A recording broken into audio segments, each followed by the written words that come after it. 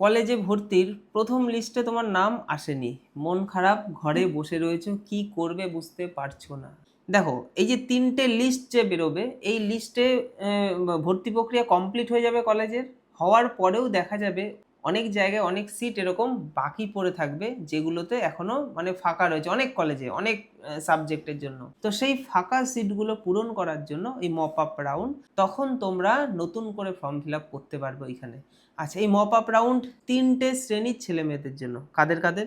একটা হচ্ছে যারা কোনো কারণে 1 জুন কলেজের ফর্ম ফিল আপ করেনি, অথবা ফর্ম ফিল আপ করেছে কোথাও একটু ভুল করে ফেলেছে, অথবা তাদের নাম্বারের সমস্যা হয়েছে যার জন্য লিস্টে তাদের নাম আসেনি। 3 নম্বর, যাদের প্রথম লিস্টে নাম এসেছে কিন্তু তার ওই কলেজটা বা ওই সাবজেক্টটা তার এখন আর পছন্দ হচ্ছে না, সে চাইছে নতুন করে আবার ফর্ম ফিল আপ করতে চায়। তো এই তিনটে শ্রেণীর মধ্যে তোমরা যারা পড়ছো, তোমরা এই মপ আপ রাউন্ডে তোমরা কোয়ালিফাই করতে পারবে।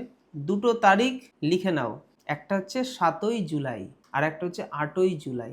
7ই জুলাই এই মপ আপ রাউন্ড, কোন কলেজে কোন সাবজেক্টের কটা সিট বাকি রয়েছে তোমরা অনলাইনে জানতে পারবে। 8ই জুলাই থেকে 16ই জুলাই পর্যন্ত ফর্ম ফিল আপ করে ভর্তি হতে পারবে।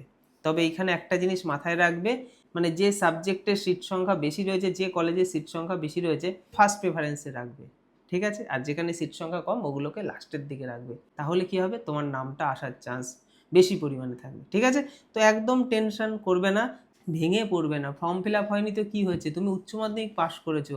তুমি একটা জিনিস মাথায় রাখবে যে উচ্চ মাধ্যমিক পাস মানে তুমি সরকারি চাকরি পরীক্ষার 80% পরীক্ষা তুমি ফর্ম ফিল আপ করতে পারবে। তাহলে 80% পরীক্ষার ফর্ম ফিল আপ করার জন্য তুমি এলিজিবল হয়ে গেলে, বাকি কিছু 20% যেগুলো হায়ার লেভেলের সরকারি চাকরি থাকে, তার জন্য গ্র্যাজুয়েশনটা প্রয়োজন।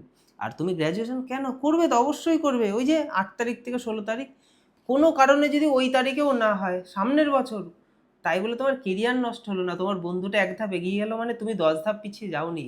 তুমি সরকারি চাকরি পড়াশোনা শুরু করে দাও। অফলাইন এবং অনলাইন বিদ্যানিকেতনের আমাদের পড়ানো হয়, অথবা তোমরা নিজেদের বাড়ির সামনে যদি পেয়ে যাও, বা অনলাইনেও তোমরা সরকারি চাকরি পড়াশোনা বা নিজেও করা যায়। পড়াশোনাটা শুরু করো, সরকারি চাকরি পড়াশোনার এটাই সঠিক সময়। কলেজের পড়াশোনার সাথে সাথে আমি বারবার একই কথা বলি, সরকারি চাকরি পড়াশোনাটা শুরু করে দাও। কলেজে ভর্তির যে সময়, সেই সময় যাবে, কলেজে ভর্তি হবে, কলেজের পড়াশোনা কলেজের মতো চলবে, চাকরির পড়াশোনা চাকরির মতো চলবে, ঠিক আছে? তো সরকারি চাকরির যদি কোনো গাইডেন্স বা কোনো কিছুর প্রয়োজন হয়, তোমরা আমাদেরকে হোয়াটসঅ্যাপ করো, আমাদের অনলাইন অফলাইন ব্যাচ রয়েছে, ঠিক আছে? ডিটেলসটা জেনে নিতে পারবে, এবং কীভাবে সরকারি চাকরির পড়াশোনা কলেজের সাথে সাথে করবে, বা তোমার কলেজ কমপ্লিট হয়ে গেছে তুমি কি করে করবে, তার সম্পূর্ণ গাইডেন্স আমরা তোমাদেরকে প্রোভাইড করব, ঠিক আছে? আমাদেরকে হোয়াটসঅ্যাপ করো।